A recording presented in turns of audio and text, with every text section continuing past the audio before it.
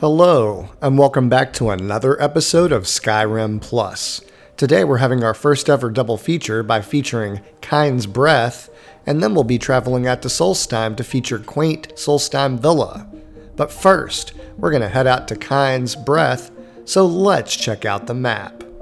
Here we are at Kynes Breath. We're right up the hill from High Hrothgar, not quite to the throat of the world, and here we are again at Kynes Breath.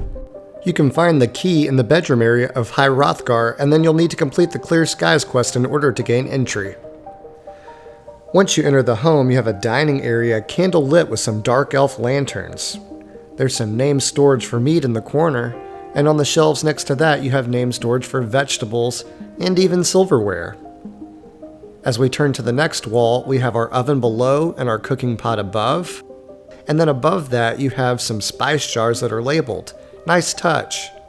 You also have a chime right by the door. I imagine that to be kind of like a doorbell. There's some key storage, a strong box, and then you've got a little miniature tree. Looks like a cherry blossom and a knapsack. And that little red dot is a shield display, and then you've got a weapons plaque next to that. And that's about all of the features for upstairs, so let's head downstairs. On your way down, you'll see a little tapestry hung with a wolf chasing some turkeys. That's pretty cool. And then when you head downstairs, you have a crafting area. But before we check that out, let's check out this side wall. And what a cool painting, look at that, I haven't seen that one before.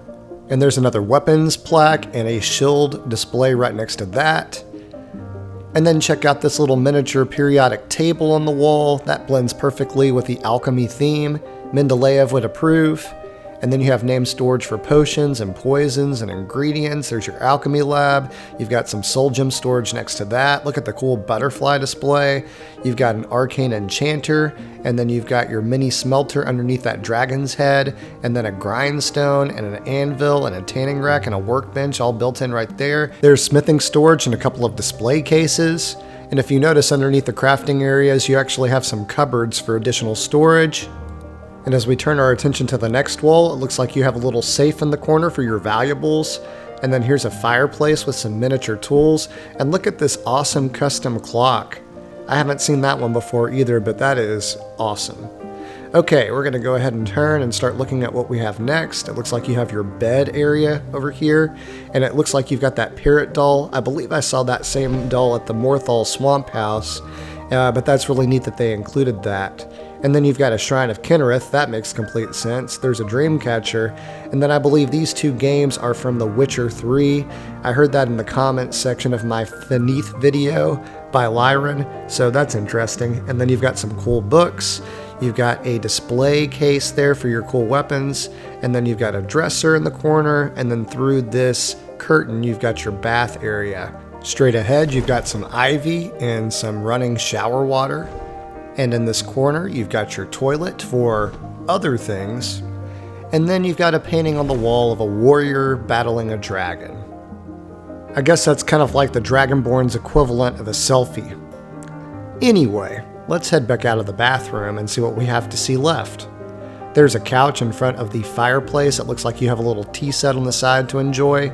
And it looked like they crammed a little sink under the stairs. That might be a little hard to get to, but at least it makes the room look more interesting. You also have a weapons rack, a foggy mirror, and then a display case over here, and it has some interesting displays. Look at that little miniature tree, that interesting looking rock, and then you've got this snow globe of Riften and the shield, that's cool. You've got a telescope, a little butterfly display, and maybe a hookah pipe. So yeah, that about sums it up for this place. It's time for some final thoughts. Kynes Breath is a tiny mountainside home convenient to High Hrothgar and the throat of the world. Though it be tiny, it packs a big punch, including all expected crafting stations, unique decoration, and using all of the space well. I hope you like this one. Now that we've seen what Kynes Breath has to offer, it's time that we travel to Solstheim to check out our next home. We've arrived on the island as we initially travel to Raven Rock, and behind that we find our next home that we're featuring, Quaint Solstheim Villa. Let's check out the map. Here we are at Quaint Solstheim Villa. We're near Raven Rock, Kolbjorn Barrow, and here we are again at Quaint Solstheim Villa. When you first arrive, you'll notice the dark elf lanterns. They look great, don't they? And I like how they roped off the area so you know what's part of your property. Okay, to the left they have a well for your drinking water. Then you have a guest house that's right past that. And then to the right you have a garden, and then there's the main home. And then if you go straight ahead, that's like an exit. This next left is an exit too, but you get a really cool view of Raven Rock. And then over here in that wooden area, that's your smithing area. We'll be back there in a minute. We are going to tour the outside of the property first before we head into any buildings. So let's drop down and check it out. And here's your garden. To the left, you have some leeks. That's a nifty Redoran banner they have posted. Very cool. And then to the right, we have some more vegetables. We have some potatoes and some ash yams. Here are 12 fertile soils to plant whatever you want. And then if you have Solar's Portable Crafting installed, this would be a perfect place to add an alchemy table out here near all of your ingredients. Okay, here we have a covered porch. It seems to be pretty well lit by all of these dark elf lanterns. And I really like the texture of the ground too, that looks really nice. Next to the bench you have the key for the main home. And then straight across you can see that guest house again.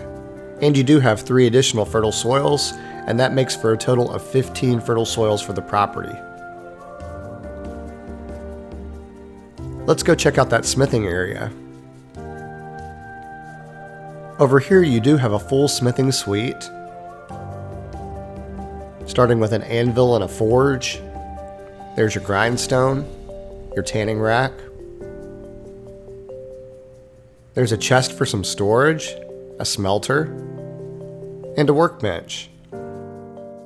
Crafting for this home is looking good so far. Let's go check out that guest house. You'll find the key for the guest house in the main house, just in case you're curious.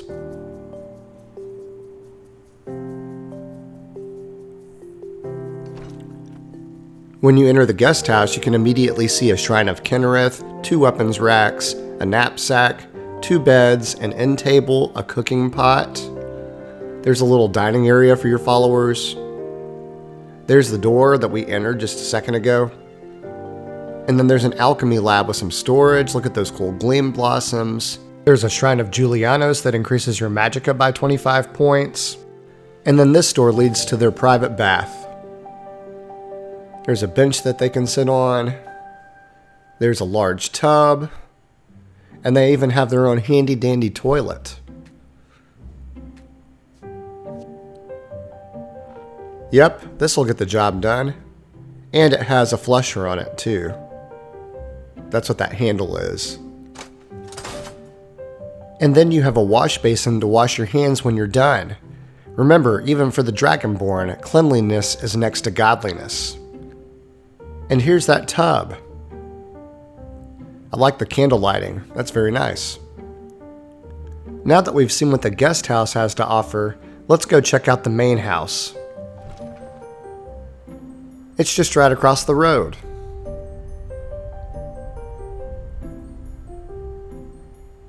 Remember that the key for this place is right next to that bench.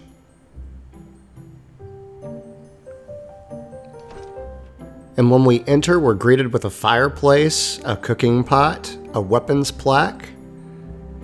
You have some urns for storage over in that corner. There's a large dining table, and you can sit in those chairs and get a close-up view of your food. Looks like someone caught a big slaughterfish. You've got plenty of dark elf lanterns in the space and some more of those Redoran flags. And look at that huge chair, that looks comfortable. There are 3 bookshelves for you to fill up. There's another one of those large chairs, and then you have a Shrine of Azura that gives you 10% magic resistance, a Shrine to Boethia that gives you 10% more damage from one-handed weapons, and a Shrine to Mephala that improves prices by 10%. Right next to the front door you have the key for the guest house, and then you have a butter churn and a hearth fire oven for your cooking needs.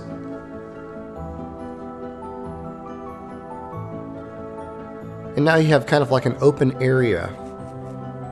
There's a weapons rack, you have a shield rack right next to that, some storage, a mannequin, another weapons rack, a shrine to Akatosh. That helps your magicka regenerate 10% faster, and then you have a cot for a follower to stay. another weapons rack, and then a hatch that goes into a basement area for crafting. We'll go down there last. And check out this cool aquarium. You have some fish swimming around in there. Look at that little tiny boat. Very creative. And you have a shield rack right next to that too. Make that 2. And then upstairs is your bedroom area. It looks like you have some more gleam blossoms, which is cool because that adds some light too. A knapsack, a bedside table, a double bed, so I guess you could bring your wife here. There's a Shrine of Mara. That reduces the cost of casting restoration spells by 10%. You have a little dresser, some more bookshelves, and then over here there's a journal with some backstory to the home. A Shrine of Zenithar. That improves prices by 10% too, which is incredibly useful seeing as how close you are to Raven Rock, which is one of the best places for vendors in the game. There's one more weapons rack to complete the level, and now we're going to head back down the stairs, and we're going to check out that hutch door that's underneath that leads to the basement.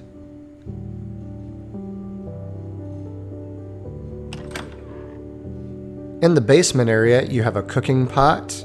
There are some mountain flowers for decoration. There's your arcane enchanter and some storage below it, as well as a shield rack above it. And then here's your alchemy area, and you have an alchemy lab, storage for your potions and your poisons. You could use that urn to the bottom left of the screen to store your ingredients. There are a lot of loose ingredients for you to use too, and this crate underneath the table regenerates different ingredients from the Rare Curios Creation Club content. It's not safe storage, but I like that they included it. They also placed a little wash basin on this table, which makes sense seeing that you're dealing with dangerous ingredients and sometimes poisons. Gotta wash up and keep safe. Speaking of washing up, as we turn, we see the entrance to a bathroom. This space is very similar to the one in the guest house or the followers' quarters, whatever you want to call that other building. Just some subtle differences. You do have a toilet in both of them, that's nice, and a wash basin. You have a little bit more storage in this one because you have a dresser. And then here's your big tub. Look at all of these great dark elf lanterns and that candle lighting. The lighting is superb in this area. What a great space to relax and soak off the troubles of the world. That's about all I have for this place. Time for final thoughts. Quaint Solstheim Villa gives you and your followers a nice place to spread out and relax, with all expected crafting and cooking stations, 15 fertile soils, tons of shrines, and more. Being that it's convenient to Raven Rock and being near all of those vendors is a plus too. Now that we've seen both homes, tell me which home do you think you'd be more likely to use on your next playthrough, and tell me why. What did you like about each of the homes? Anything you would change? Also, tell me if you liked having more than one home in the video or if you'd prefer they stay separate. I hope you enjoyed these homes. This concludes our double feature of Kynes Breath and Quaint Solstheim Villa. If you enjoyed the show, please click the like button and leave a comment with your thoughts. To see more of my past tours, click the playlist on the top left. To see my future content, click the channel icon on the bottom left to subscribe. And to never miss an episode, click the bell icon to receive notifications of when I post. As always, thanks for watching. I'll catch you on the next episode.